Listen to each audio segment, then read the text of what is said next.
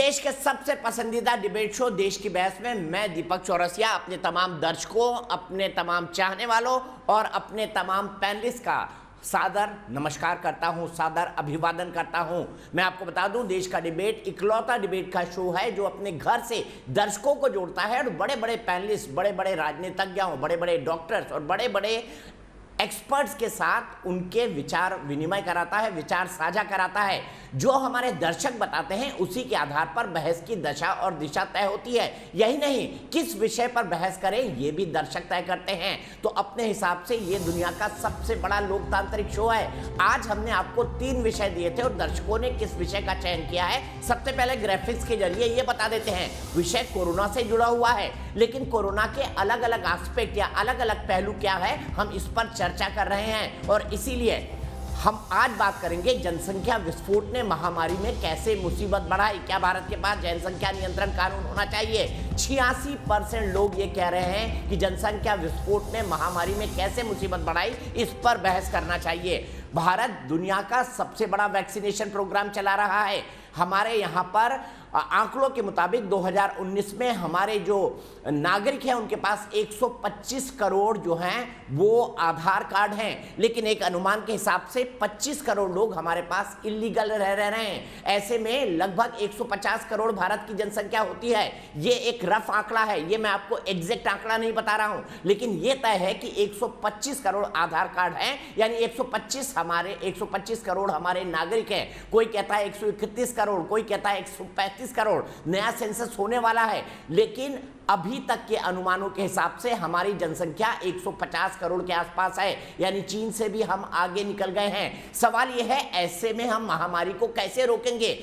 अगर हम 2 करोड़ घर बनाते हैं जैसा प्रधानमंत्री ने प्रॉमिस किया है 2022 तक, तो 10 करोड़ बेघर लोग और पैदा हो जाते हैं। हर मिनट हमारे यहाँ पर 50 बच्चे पैदा होते हैं। हर घंटे में हमारे यहाँ 3000 बच्चे पैदा होते हैं। एक दिन में हमारे यहाँ 72,000 बच्चे पैदा होते हैं और हर साल हमारे यहाँ 2 करोड़ 62,80,000 बच्चे पैदा होते हैं।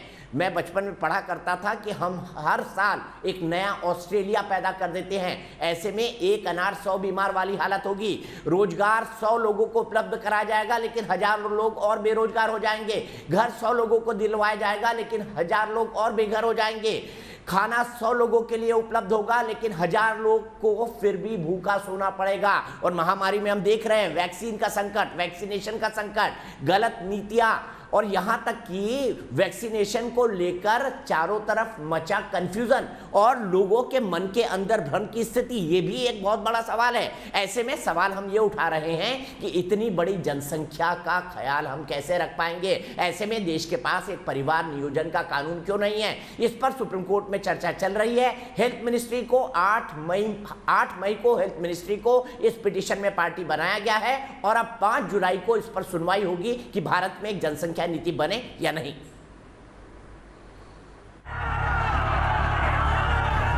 कोरोना के खिलाफ दुनिया की सबसे बड़ी जंग और लगातार इस जंग के खिलाफ पूरी ताकत से लड़ता देश। इस बीच जनसंख्या विस्फोट के खिलाफ याचिकाकर्ता अश्विनी उपाध्याय ने सुप्रीम कोर्ट में याचिका दाखिल की है और देश की सरकार से एक प्रभावी कानून बनाए जाने की मांग की है, वरना देश को ऐसी महामारी से निपटने में ज्यादा संघर्ष करना होगा। भारत की जनसंख्या 125 करोड़ नहीं बल्कि 150 करोड़ है। 125 करोड़ आधार तो 2019 में ही बन गया था और पर डे 70,000 बच्चे पैदा हो रहे, साल के 2.5 करोड़ से ज्यादा बच्चे पैदा हो रहे और 100% आधार भी नहीं बना हुआ है। 80% लोगों के पास आधार है, 20% लोगों के पास आज भी आधार नहीं है। छोटे बच्चों का आधार नहीं बना हुआ है। 2011 की जनगणना के अनुसार देश की आबादी 121 करोड़ हो गई और 2025 तक एक अनुमान के अनुसार 150 करोड़ हो जाएगी। 8 मई को हुई सुनवाई के बाद अगली सुनवाई 5 जुलाई को होनी है, जबकि सरकार ने सुप्रीम कोर्ट में शपथ पत्र दाखिल कर परिवार नियोजन कार्यक्रम को ऐच्छिक आधार पर बताया है। साथ ही छोटे परिवार के फायदे गिनाए हैं। हाल ही में चीन ने अपनी जनगणना के ताजा आंकड़े जारी किए हैं, जिसमें उसकी जनसंख्या बढ़ने की दर 0 के करीब है, जबकि भारत की आबादी 2027 में चीन से आगे निकलने का अनुमान है, जो बेहद चिंता की बात है। पर फिर भी क्यों कमी आई? देखिए, उसका मेन कारण है जनसंख्या। जो जनसंख्या विस्फोट हमारी कंट्री में है, 150 करोड़ हम हैं, 150 करोड़ लोगों के अगर हम देखा जाए तो जो हमारी पहली 10 कंट्रीज हैं उन सब की जनसंख्या मिला दें, जिसमें कि अमेरिका, यूरोप, इजराइल, चाइना को छोड़ दें, बाकी सब कंट्रीज शामिल हैं, तो उनकी अकेली जनसंख्या मिला के 131 करोड़ के करीब होती है और हमारी सबकी जनसंख्या जो है वो करीब 150 करोड़ होती है। साफ है, महामारी, गरीबी, बेरोजगारी, भुखमरी, बढ़ते अपराध पर लगाम लगाना है तो अब जनसंख्या वृद्धि में भी लगाम लगाना होगा। देश की बहस में चर्चा है कि अब जनसंख्या विस्फोट को रोकने से बचाने का समय आ गया है। तो बहुत चिंता का विषय है। और चिंता का विषय क्या है? भारत की जनगणना कितनी है? भारत की जनगणना अगर रफ अनुमानों को मिला दिया जाए, 125 करोड़ आधार कार्डों को जोड़ा जाए, इलीगल रह रहे लोगों को जोड़ा जाए, बच्चों को जोड़ा जाए, तो लगभग 150 करोड़ के आसपास पहुंच जाती है। मैं रफ अनुमान बता रहा हूं। 2011 का हमारा आंकड़ा कहता है कि हम 121 करोड़ लोग हैं और उसके अलावा 2 करोड़ 62 लाख लोग हम हर साल पैदा करते हैं। तो 10 साल में कितने हुए आप बहुत अच्छी तरह जोड़ सकते हैं। सवाल यहां पर कई सारे खड़े होते हैं और इसीलिए देश की बहस में हमारा आज का सवाल जनसंख्या नीति से ही जुड़ा हुआ है। ग्राफिक के जरिए हम आपको दिखा देते हैं आज का सवाल क्या है। आज हमने आपसे सवाल पूछा है जिसका हाँ या ना में आपको जवाब देना है। वोटिंग का तरीका आपको पता है। हमने जनसंख्या नियंत्रण कानून से जुड़ा हुआ सवाल पूछा है, क्या अब इस कानून की जरूरत है? क्योंकि ऐसे में एक अनार 100 बीमार वाली हालत होगी। हम कितना भी रोजगार मुहैया करा लें, हम कितना भी खाना मुहैया करा लें, हम कितने भी घर मुहैया करा लें, लेकिन कुछ बेघर, कुछ भूखे और कुछ बेरोजगार पैदा होते ही जाएंगे। क्या देश में एक प्रभावी जनसंख्या नियंत्रण कानून बनना चाहिए? हाँ और नहीं में आप जवाब दे सकते हैं। आप हमारी वेबसाइट पर जा सकते हैं, आप हमारे मोबाइल ऐप पर जा सकते हैं, आप हमारे फेसबुक पेज पर जा सकते हैं और उससे पहले आप हमारे ट्विटर हैंडल पर जाकर भी वोट कर सकते हैं। कार्यक्रम के बारे में आपकी कोई राय है, सुझाव है, आप शो के अंदर शामिल होना चाहते हैं तो 9711002266 पर हमें व्हाट्सएप करें। सीधे चलता हूं, मेरे साथ एक बड़ा पैनल जुड़ रहा है। मेरे साथ भारतीय जनता पार्टी के राष्ट्रीय प्रवक्ता प्रेम शुक्ला जी शामिल है। पैनल के अंदर मेरे साथ अश्विनी उपाध्याय जी शामिल हैं जो कि एक याचिका करता है और उनकी ही याचिका पर सुप्रीम कोर्ट में सुनवाई चल रही है। मेरे साथ इस्लामिक पॉलिटिकल एनालिस्ट और इस्लामिक चिंतक इफ्रा जान जी जुड़ी हुई हैं। मेरे साथ थोड़ी ही देर में लेफ्ट के नेता विवेक श्रीवास्तव जुड़ेंगे। विवेक आज इसलिए भी महत्वपूर्ण है क्योंकि सबसे पहले पॉपुलेशन पर पॉलिसी चाइना ने बनाई और उसके बाद वो सुपर पावर बना। विवेक श्रीवास्तव चाइना की पॉपुलेशन पॉलिसी के बारे में क्या सोचते हैं, आज उनसे दो टूक सवाल होगा। लेकिन शुरुआत अश्विनी जी मैं आपसे करना चाहूंगा। भारत सरकार ने कहा है कि जनसंख्या नियंत्रण ऐच्छिक होना चाहिए, यानी आदमी की इच्छा पर, परिवार की इच्छा पर यह हलफनामा दिया है। क्या आपको हलफनामे में फंडामेंटल गलती नजर आती है और अब इस महामारी के बाद इस कानून को बनाने का स्कोप कितना बढ़ गया है? देखिए दीपक जी, पहली बात तो ये जो बहस आप कर रहे हैं ये मुझे लगता है भारत की सबसे बड़ी बहस, ये सबसे बड़ा मुद्दा है भारत का और 50% समस्याओं का मूल कारण भी यही है जनसंख्या। जहां तक मुझे लग रहा है कि वो सुप्रीम कोर्ट में जो जवाब आया है वो किसी नौकरशाह ने वहां कर दिया है, वो वहां पे ऊपर से परमिशन नहीं ली गई है, क्योंकि माननीय प्रधानमंत्री खुद कह चुके थे कि जनसंख्या विस्फोट बहुत बड़ी समस्या है। इसके बावजूद अगर कोई एक नौकरशाह, कोई एक बाबू आके ऐसा जवाब दे रहा है तो मुझे लगता है शायद ऊपर से बिना परमिशन लिए सुप्रीम कोर्ट ने जवाब दाखिल कर दिया। दूसरी बात, चाइना ने सबसे पहले जनसंख्या नियंत्रण नीति नहीं लागू किया दीपक जी। सबसे पहले मानव इतिहास में जनसंख्या नियंत्रण नीति भगवान राम ने लागू किया था। वाल्मीकि रामायण में इसका जिक्र है, रामचरितमानस में इसका जिक्र है। दुई सुत सीता सुंदर जाए, लौकुश वेद पुराणन गाए, गोस्वामी तुलसीदास जी ने लिखा है। और समाज को स्पष्ट संदेश देने के लिए भगवान राम, लक्ष्मण, भरत और शत्रुघ्न सब ने हम दो हमारे दो नीति का पालन किया। भगवान राम के पहले तक बहुविवाह था, राजा दशरथ ने खुद 3 विवाह किया था, लेकिन जनता को स्पष्ट संदेश देने के लिए भगवान राम, लक्ष्मण, भरत और शत्रुघ्न ने एक एक विवाह किया और भगवान राम, लक्ष्मण, भरत, शत्रुघ्न के 2-2 बच्चे थे। ये केवल क्लियर मैसेज देना था। अब मैं आता हूं विषय पे। हमारे पास जनसंख्या जो जमीन है दीपक जी वो दुनिया की मात्र 2% है। हमारे पास जो पीने लायक पानी है वो दुनिया का मात्र 4% 5 थे, कौरव 100। एक बार पांडव 5 थे, कौरव 100। ये भी थोड़ा कोड कर दीजिए अगर शास्त्रों पे ही आए हैं तो। फिर भी 5 पांडवों ने कौरव को हरा दिया था। विवेक श्रीवास्तव जी चुप हो जाइए, उनको आर्गुमेंट कंक्लूड करने दीजिए। बार बार आपका फेडेड आउट करना पड़ेगा, अच्छा नहीं लगता। अश्विनी जी कंक्लूड करिए। हम आज के काल की बात कर रहे हैं, रामायण काल की नहीं। चलिए संदर्भ में आ जाते हैं। अरे भैया, ये रामायण का आपको लॉजिकल लग रहा है दीपक चौरसिया जी? आप बहुत बड़े, मैंने उनको बता दिया ना, संदर्भ में आ जाते हैं। आज की बात करते हैं। चाइना ने सबसे पहले कानून बनाया था। अश्विनी जी यहाँ से आगे बढ़िए। एक साइंटिफिक डिस्कशन में ये राम को ला करके पॉपुलेशन डिस्कस कर रहे हैं और दीपक चौरसिया बैठ करके यहाँ पे उसे लॉजिकल बोल रहे हैं। बदतमीज आदमी है ये कौन बदतमीज आदमी है? कहाँ बदतमीज नहीं है, यू आर टॉकिंग अरे नॉनसेंस। वो जो कहना चाहे कहे ना। आपके पेट में दर्द हो रहा है तो आप जवाब दे दीजिएगा। बोलिए अश्विनी उपाध्याय जी, सिर्फ अश्विनी उपाध्याय जी को ऑडियो। हाँ दीपक जी, मैं ये कह रहा हूँ, दुनिया में सबसे ज्यादा दवा हमारे पास है कोरोना की। सबसे ज्यादा दुनिया में आईसीयू के बेड हमारे पास है। सबसे ज्यादा एम्बुलेंस हमारे पास, सबसे ज्यादा हॉस्पिटल हमारे पास, सबसे ज्यादा ऑक्सीजन सिलेंडर हमारे पास। इसके बावजूद हाहाकार मचा हुआ है, इसके बावजूद मारामारी है। और बड़ा बेसिक प्रिंसिपल है कि जिस चीज की डिमांड ज्यादा हो जाती है उसकी कालाबाजारी शुरू होती है। अगर डिमांड ज्यादा, सप्लाई कम, तो कालाबाजारी होगी, मुनाफाखोरी होगी, जमाखोरी होगी। इस समय सब दुनिया में सबसे बड़ा इंफ्रास्ट्रक्चर हमारे पास है, लेकिन चूंकि जनसंख्या इतनी ज्यादा है, इसकी वजह से हम संभाल नहीं पा रहे। ये जो चीन के समर्थक बैठे हुए, इनको बता दूं, चीन की जनसंख्या 141 करोड़ है। और 141 करोड़ का मतलब 141 करोड़, क्योंकि चीन के 100% बच्चे हॉस्पिटल में पैदा होते हैं। बच्चा पैदा हुआ नहीं कि सिस्टम में उसका डाटा एंट्री हो जाता है। बच्चा पैदा हुआ नहीं, एक उसका यूनिक नंबर जनरेट हो जाता है। तो अगर चीन में शाम को वो जितनी जनसंख्या बताते हैं उतनी होती है, हमारे देश में तो वास्तव में 20% बच्चे अभी भी घर में पैदा होते हैं। मुश्किल से 80% बच्चे हॉस्पिटल में पैदा होते हैं। मुश्किल से 80% बच्चों का जन्म प्रमाण पत्र बनता है, बाकियों का जन्म प्रमाण पत्र बनता ही नहीं, ऐसे स्कूल चले जाते हैं। तो हमारे ठीक है, मैं आगे आऊंगा अश्विनी जी आपके पास। ठीक है, मैं चलिए विवेक श्रीवास्तव से ही जवाब लेता हूं।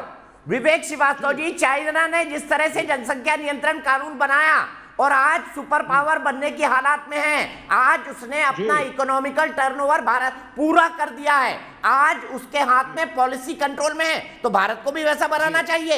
इसके समर्थन में तो सबसे पहले आप जैसे चीन से प्यार रखने वाले लोगों को आना चाहिए। नहीं, हम चीन से नहीं, प्यार तो भारत से करते हैं। दो बातें बोलूंगा, चीन पे फिर आऊंगा। पहले अश्विनी उपाध्याय जी के थोड़े क्लैरिफिकेशन मैं बता दूं आपको। ये पता नहीं क्यों राम पे चले गए थे, मुझे लॉजिक समझ में नहीं आई। लेकिन एनीवे, दूसरी बात यह है, इस देश के अंदर आप सुनिए सर, अब आप सुन लीजिए, अब आप काउंटर सुनिए जरा और सुनने की हिम्मत रखिए। राम के कोई खिलाफ नहीं है, राम के नाम के मिसयूज के हम लोग खिलाफ है जो आप करते हैं। भगवान राम बोलो, वो राम नहीं है, भगवान राम है। आपसे भैया हमें सीखने की जरूरत नहीं है। आप यहाँ बैठ करके धार्मिक, ठीक है अश्विनी जी मुद्दे पर आते हैं प्लीज। अश्विनी जी मुद्दे पर आते हैं। इनके लिए धर्म अफीम के समान है, छोड़ दीजिए इनको, खाने दीजिए अफीम, इनको खाने दीजिए अफीम। चाइना का जवाब दीजिए, क्या भारत के पास जनसंख्या नियंत्रण कानून चाइना की तरह नहीं होना चाहिए? अब आप मुझसे जवाब मत लीजिए, मुझे बोलने दीजिए जैसे अश्विनी उपाध्याय को बोलने दिया था। और फेयर रहिए जरा, सुनिए पहले मेरी बात को। अगर ये कह रहे हैं कि इस देश के अंदर ऑक्सीजन भी है और दवाइयां भी हैं और वैक्सीन्स भी हैं, अगर सब कुछ है तो कमी क्यों आई? कोरोना के क्राइसिस की वजह से। आबादी पे मत डालिए, सरकार के फेलियर्स हैं। वैक्सीन आपने विदेशों में बांटी, ऑक्सीजन आपने एक्सपोर्ट किया, कमीशन। क्या आबादी हमारी नहीं है? क्या हमारी आबादी दुनिया की सबसे बड़ी आबादियों में से एक नहीं है? दीपक चौरसिया जी, डोंट बैट फॉर द जवाब दीजिए ना इस बात का। मैं बता रहा हूं आपको, आबादी जरूर है, लेकिन अगर आबादी जरूर, सर मैं समाज के लिए बैठ कर रहा हूं, क्योंकि अगर हम 10 लोगों को खाना देंगे, 100 लोग भूखे पैदा होंगे, तो क्या करेंगे आगे इस देश का? क्या होगा इस देश का, बताइए ना। सुनिए, अगर आप समाज के लिए बहस कर रहे हैं तो पूछे प्रधानमंत्री से, आबादी ज्यादा थी तो ऑक्सीजन बाहर क्यों भेजा? पूछे प्रधानमंत्री से, अगर आबादी ज्यादा थी तो वैक्सीन विदेशों में क्यों बांटा? ये चीज हमारे बताओ, देश में आज वैक्सीन की कमी है।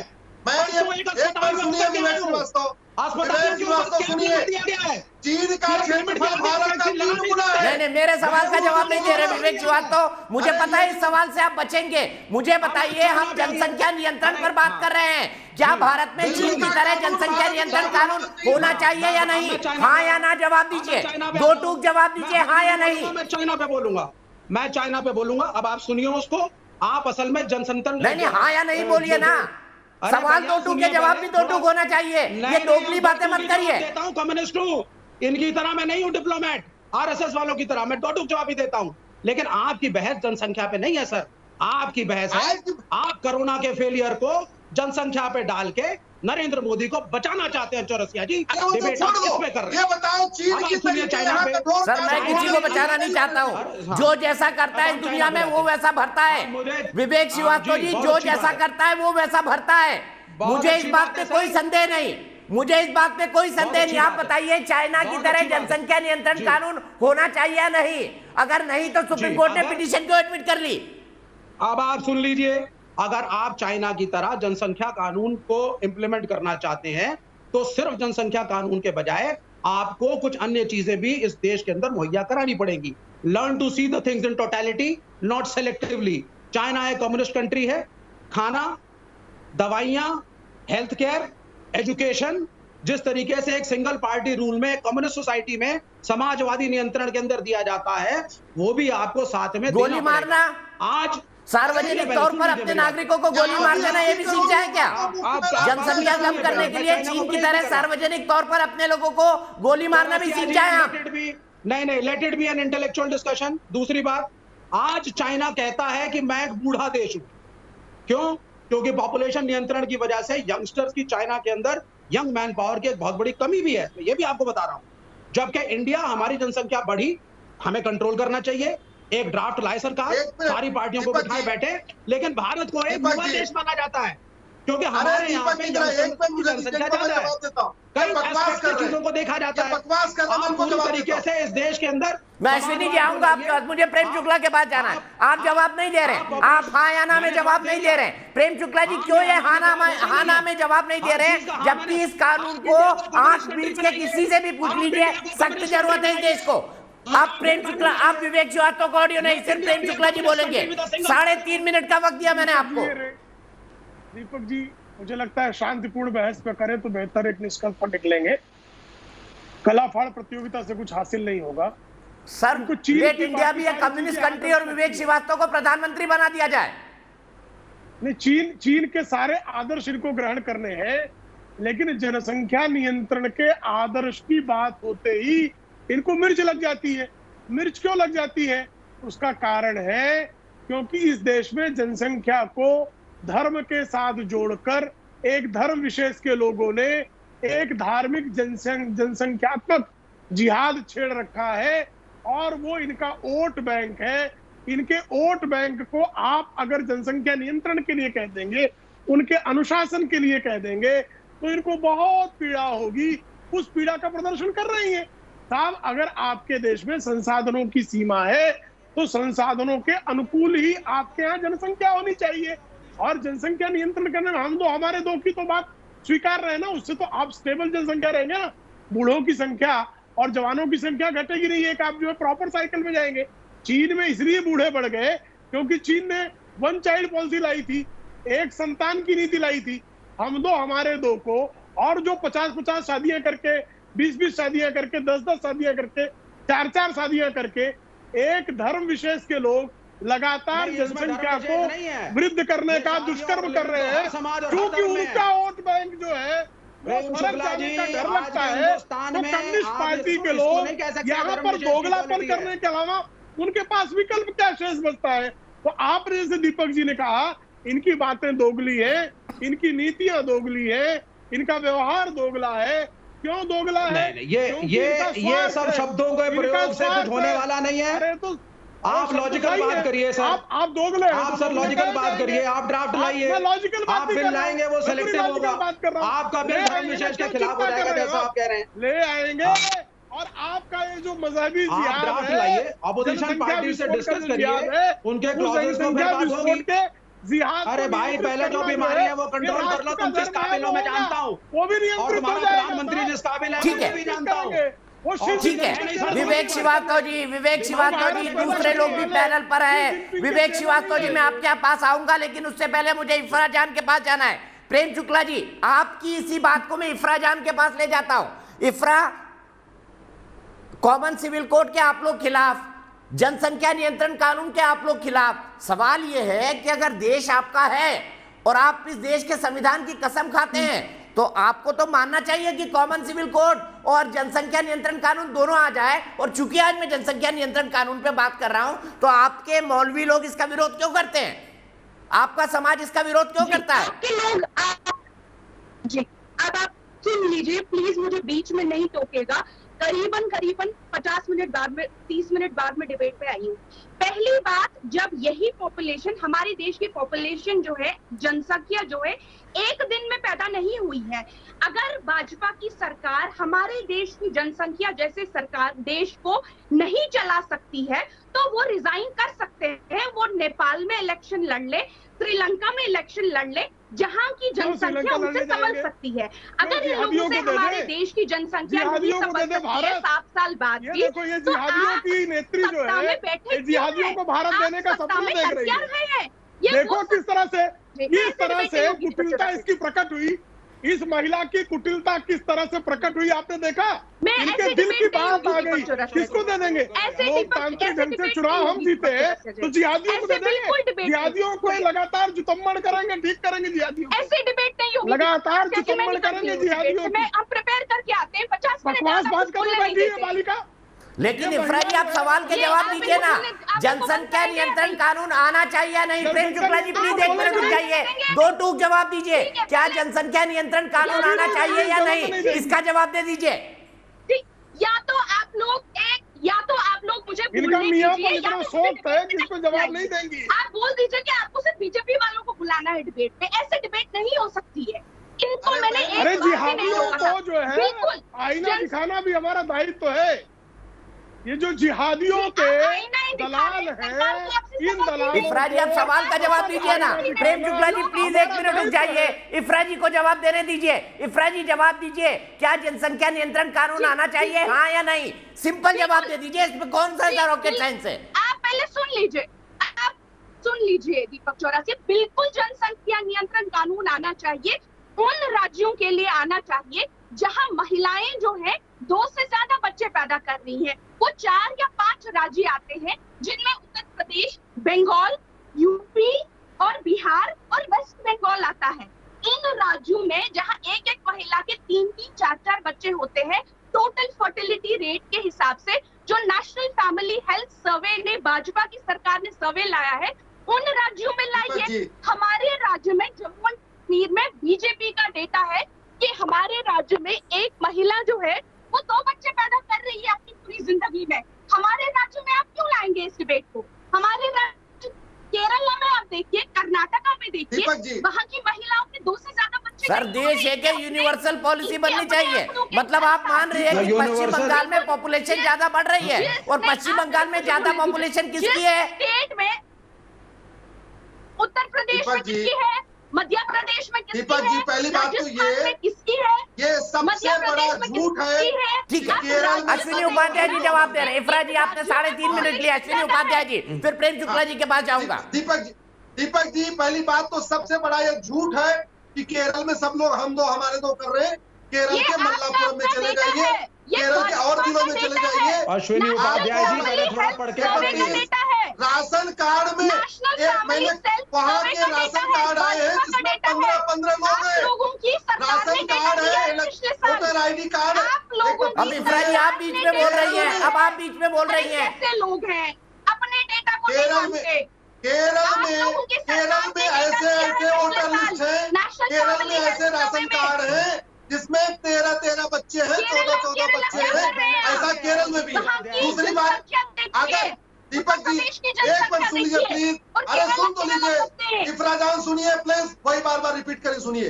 दीपक जी, मेरा ये कहना है, अगर सब लोग हम दो हमारे दो फॉलो कर रहे हैं, अगर सब लोग हम दो हमारे दो फॉलो कर रहे हैं, तो कितना भी कठोर कानून आए, करने की कोई बात नहीं।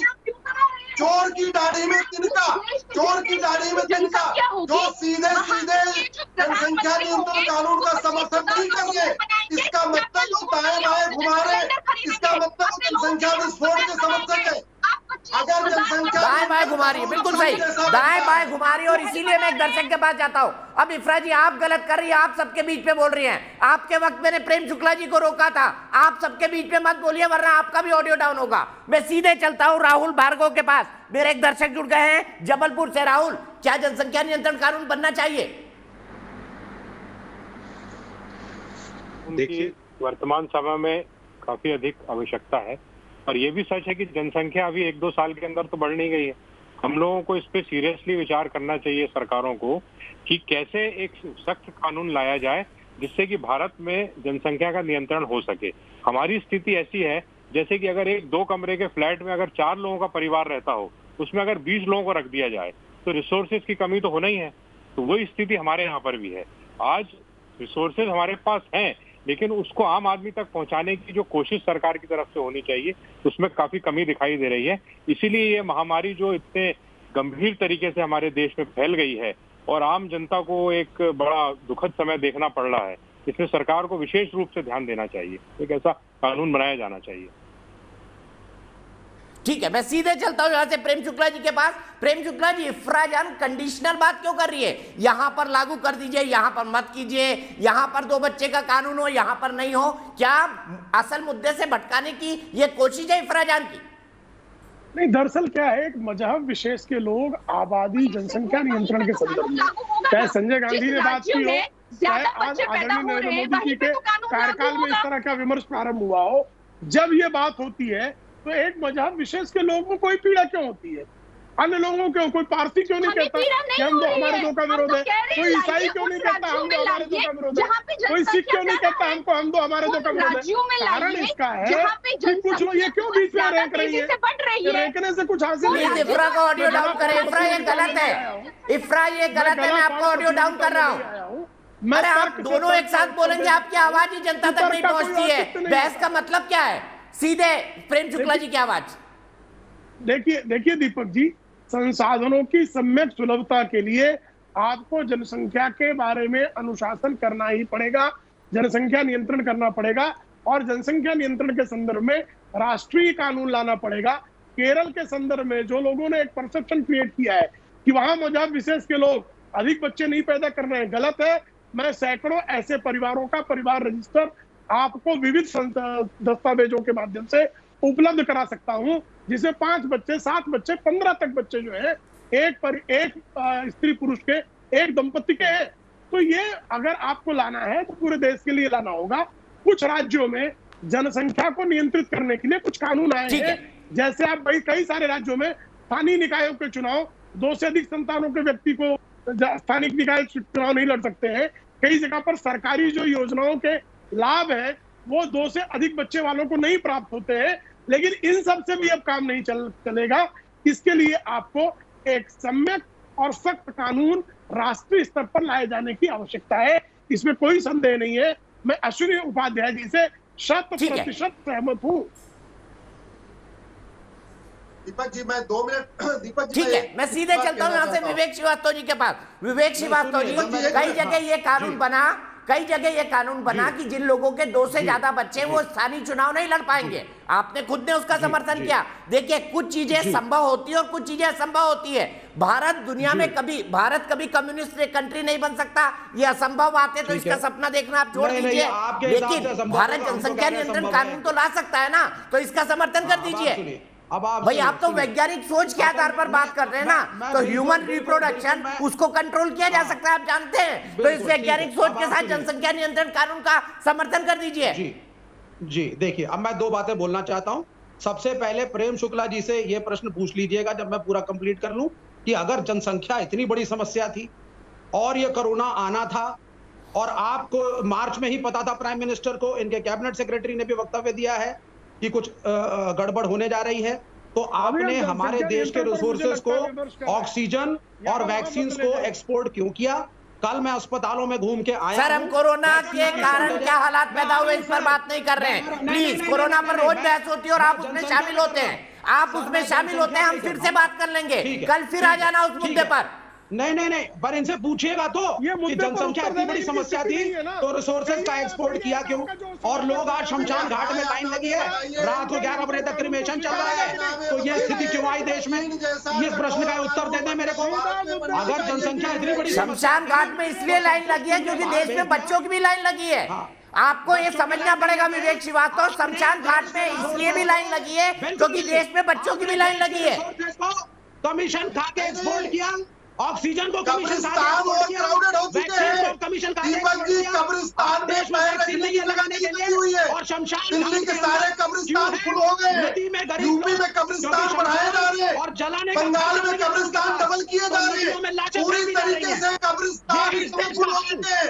ये सिर्फ कब्रिस्तान की बात नहीं कर रहे। जहां तक बताऊं, सुनो विवेक श्रीवास्तव, तुम चीन के दलाल हो। तुम चीन के दलाल हो। कहां से आ गया? मेरे देश के लोग मर रहे हैं, कुछ शर्म करो। चीन का क्षेत्रफल भारत का 3 गुना है।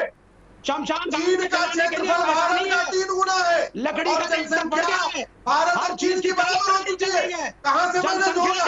कहां से मैंने जोड़ा? इस देश के रिसोर्सेस, अरे ये तो अपने चाचा से पूछो, अपने चाचा नेहरू से पूछो तो ऑक्सीजन क्यों बेचा बाहर? कि उन्होंने चीन के साथ कानून क्यों नहीं बनाया? 1950 में चीन ने कानून बनाया तो भारत ने क्यों नहीं बनाया?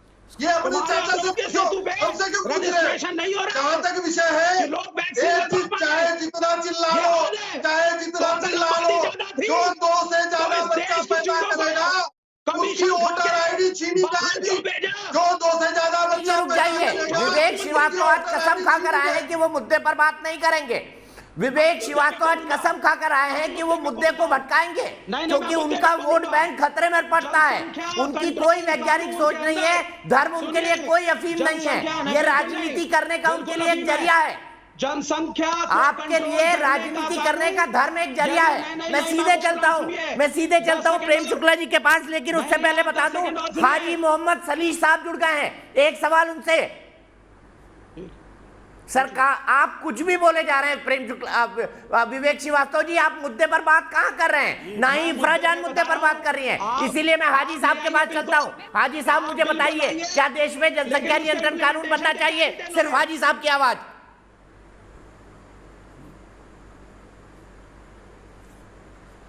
देखिए, जो समस्याएं हमारे सामने हैं उनमें यकीनन जनसंख्या भी एक समस्या है। इस पे नियंत्रण होना चाहिए। जब इंदिरा गांधी ने इमरजेंसी लगाई थी, उस वक्त मौलाना अली मियाँ ने, जो नदवे के मोहतमिम और ज़िम्मेदार थे, उन्होंने भी ये कहा था कि मुसलमानों को आबादी कंट्रोल के मनफी पहलू पर भी गौर करना चाहिए। अगर एक व्यक्ति के पास अपने बच्चों की परवरिश के लिए माकूल इंतज़ामात करने की बात नहीं है, तो हमें ऐसी जनसंख्या बढ़ाने से क्या फ़ायदा है कि वो जाकर कूड़ा बीने और पंचर बनाएं और भीख मांगे सड़कों के ऊपर। हमें इतने बच्चे ही रखने चाहिए कि जिनको हम पढ़ा लिखा करके इस लायक बना सकें कि वो अपने समाज में तरक्की कर सकें, देश तरक्की कर सके और पूरे समाज पर बोझ ना बने।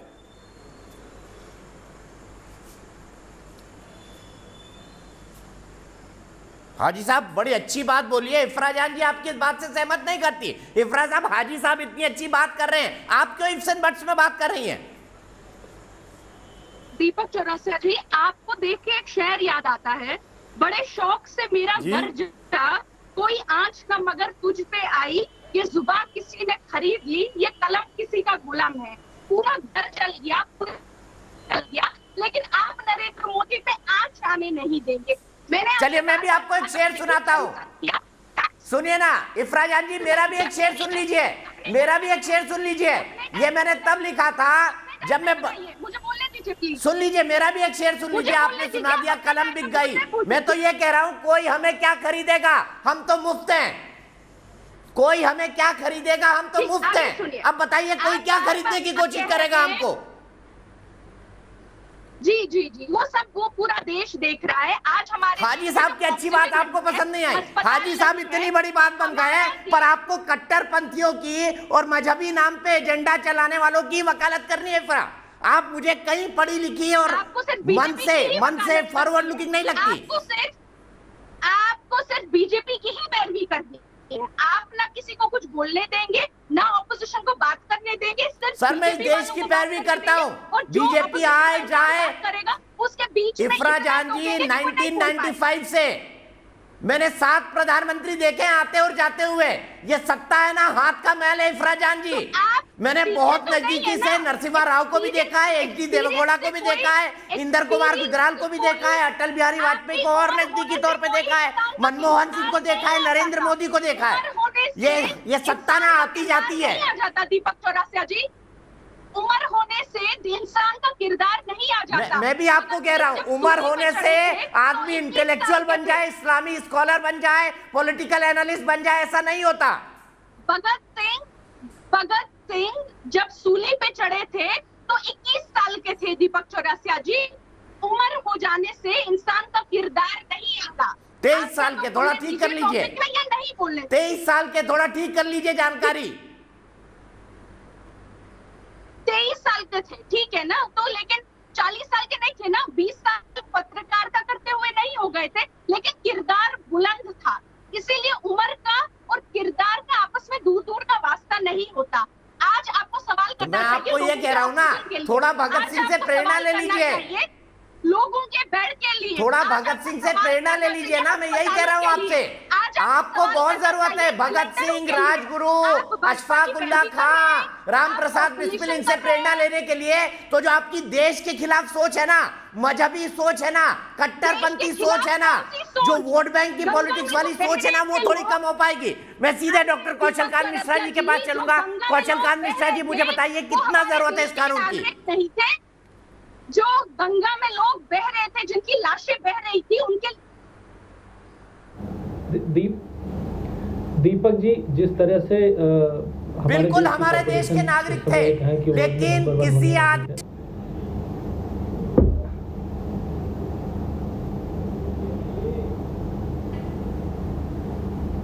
दीपक जी, मुझे लगता है कि देश में जनसंख्या नियंत्रण के लिए कोई न कोई कानून, लॉ, कोई न कोई पॉलिसी आनी चाहिए।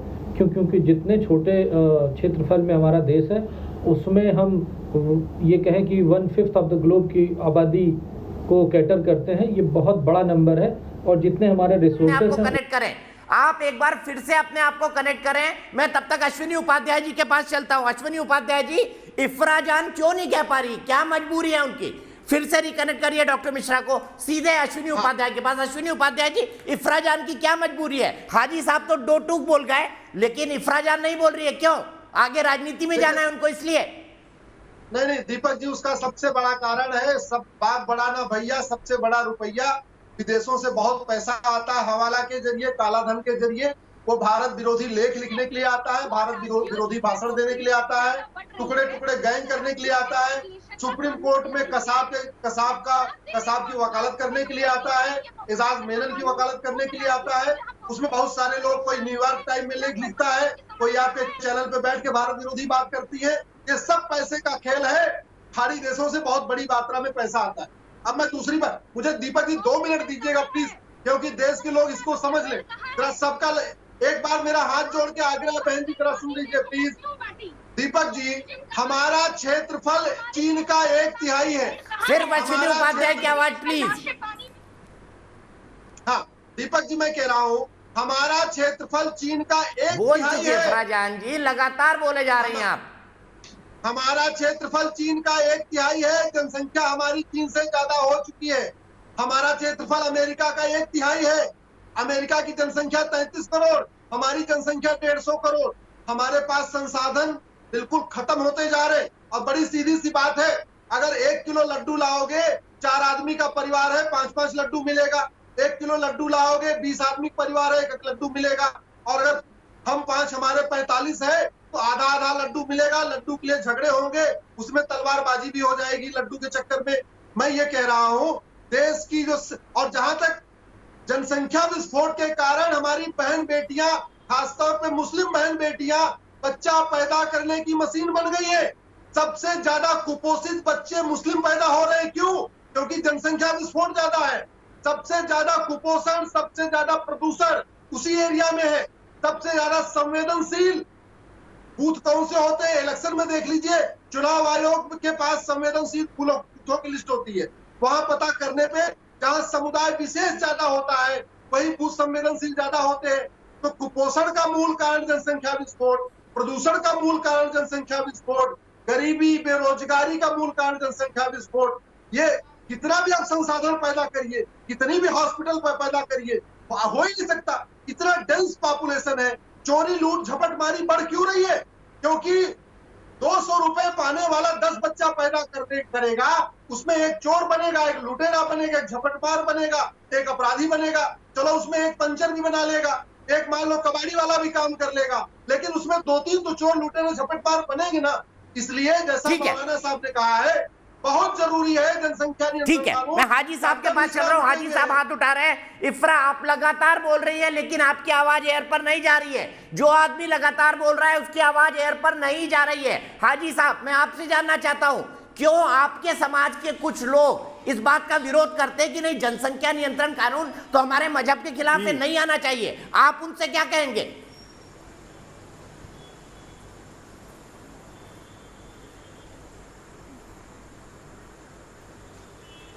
कट गया।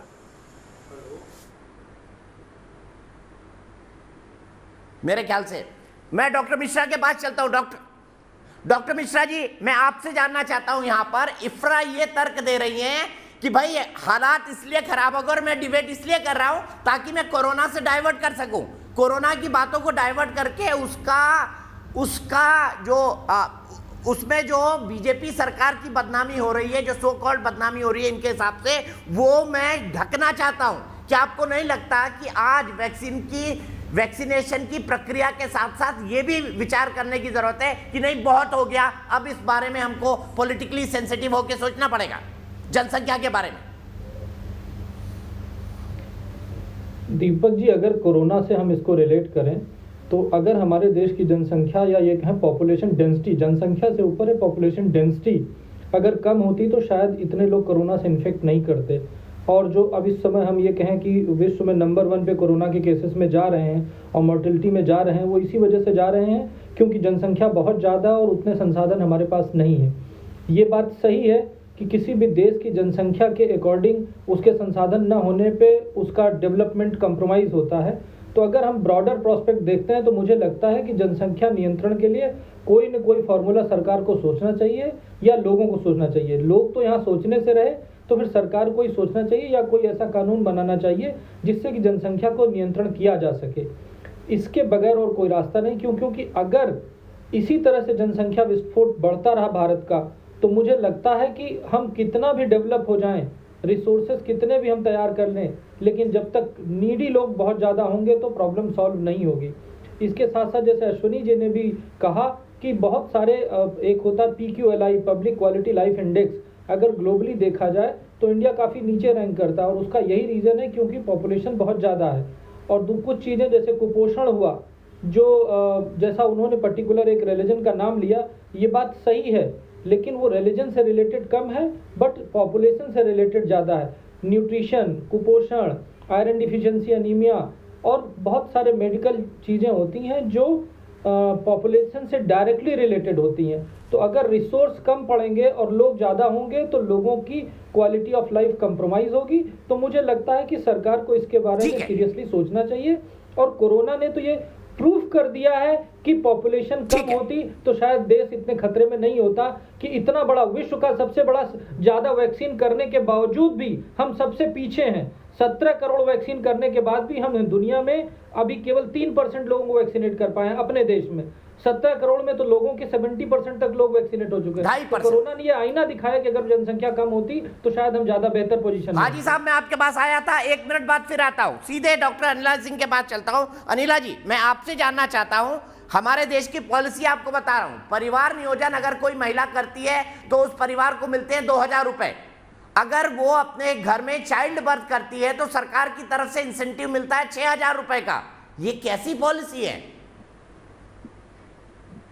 नहीं, बिल्कुल देखिए, ऐसे है कि this is the high time. अब ये समय आ गया है कि हमें इसके ऊपर कोई ना कोई कड़ा कदम उठाना पड़ेगा, भारत की सरकार को, और कानून लेकर आना पड़ेगा। यहाँ पर देखिए, हम भारत की बात कर रहे हैं, जो लोग इसको धर्म की तरफ सुई घुमाना चाहते हैं वो उनकी मानसिक प्रॉब्लम है।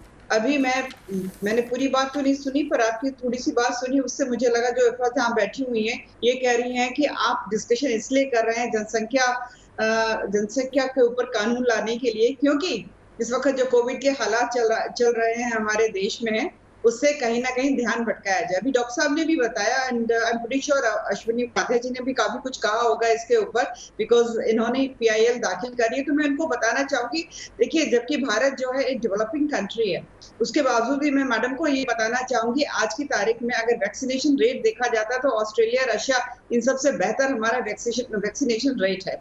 और जिस तेजी से वैक्सीनेशन हुआ है उसमें हमने UK, USA जैसे अनेक यूरोपियन कंट्रीज हैं उनको पछाड़ दिया है। थोड़ा सा इंटरनेशनली पढ़कर आया करें, कंपैरेटिव एनालिसिस किया करें। आप युवा हैं, केवल आकर चिल्लाने से किसी डिबेट पे ये सिद्ध नहीं हो जाता कि मुसलमानों का झंडा लेकर आप आगे बढ़ रही हैं। इस देश को हिंदू मुसलमान में बांटना बंद करिए, देश की बात करना शुरू करिए। और जब हम देश की बात शुरू करते हैं तो इसके ऊपर, आबादी के ऊपर बिल्कुल कानून बनना चाहिए। इसलिए बनना चाहिए कि क्योंकि अभी तो सेकंड मोस्ट पॉपुलस कंट्री कहा जाता है, बहुत ही जल्द जो है हम मोस्ट पॉपुलस कंट्री होंगे। चाइना, कल की खबर है, चाइना ने तो कंट्रोल कर लिया, अब उनका on an average family size जो है 2.62 पे आ गया है। छोड़ नहीं, दीजिए, जरा शांत रहिए। मुझे पता है कि आप जैसे युवा जो है चिल्लाना जानते हैं, तथ्यों पे बात नहीं करते। You do not talk on facts. You do not talk about your country. आप अपने देश के लिए नहीं बात करते, मैं देश के लिए बात करती हूँ। मैं यहाँ कहती हूँ कि जनसंख्या, अच्छा आप ये बता दीजिए, बहुत पढ़ी लिखी है ना, बहुत पढ़ी लिखी है, ये बताइए अभी तक किसी भी सरकार ने इसके ऊपर कानून क्यों नहीं बनाया? हम लोग जानती हैं आप? रिजाइन कर रहे पूछिए हैं इनसे, आप लोग पूछिए इनको, उत्तर नहीं किफरा जी, मुझे आपके ऑडियो को फिर डाउन करना पड़ेगा, ऐसा मत करिए। जहाँ ज्यादा डेंसिटी ऑफ पॉपुलेशन होगी, जहाँ ज्यादा डेंसिटी ऑफ पॉपुलेशन होगी, क्या वहाँ बीमारियां नहीं होगी ज्यादा से ज्यादा? और खासतौर से एयरपोर्ट। ठीक है, मैं 1 मिनट के लिए दोनों को रोकूंगा। अनिला सिंह जी, मैं सीधे हाजी साहब के पास चलूंगा क्योंकि हाजी साहब ने हाथ उठाया था, विवेक जी के पास भी बहुत देर से नहीं गया। हाजी साहब, मुझे बताइए क्यों अल्पसंख्यक समुदाय का एक धड़ा, मुसलमानों का एक धड़ा ये कहता है कि नहीं साहब जनसंख्या नियंत्रण कानून नहीं होना चाहिए, ये मजहब के खिलाफ है? क्या है मजहब के खिलाफ है? न ये हिंदू राष्ट्र है, न मुस्लिम राष्ट्र है, एक जनतांत्रिक राष्ट्र है। इस राष्ट्र में सबको बराबर से तरक्की के मौके कैसे मिलें, किस तरह से समाज का स्ट्रक्चर बेहतर से बेहतर हो सके, हमें इस पर बहस करनी चाहिए। हम किसी भी मनफी बहस को फ़ौरन हिंदू मुस्लिम धर्म से जोड़ करके और धार्मिक